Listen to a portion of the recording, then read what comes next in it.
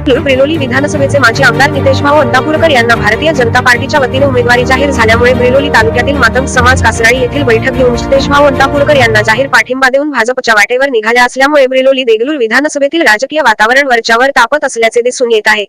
पहा महाराष्ट्र टीव्ही 9 चे bureau chief Sanjay Kumar Bilolikar यांनी घेतलेला हा खास रिपोर्ट। नमस्कार।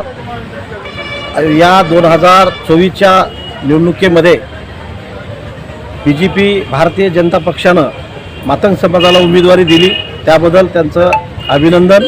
आणि जितेश अंतापूरकर साहेबांना त्यांच्या कामाची दखल घेऊन गेल्या 2.5 वर्षामध्ये जे कामं केले, त्यांच्या वडिलांना पण कामं केले, त्याचा अनुसरूनच इथला समाज बऱ्याच प्रमाणात त्यांच्या पाठीशी आहे। आणि काल पूर्ण बिलोली देगलूर विधानसभेच्या निवडणुकीच्या संदर्भामध्ये कासरळी या ठिकाणी एक समाजाची बैठक घेण्यात आली, मातंग समाजाची। त्या बैठकीमध्ये बहुसंख्येने हजारो लोक होते, त्यामध्ये जितेश अंतापूरकर साहेबांना निवडून देण्यासाठी पुढे आले।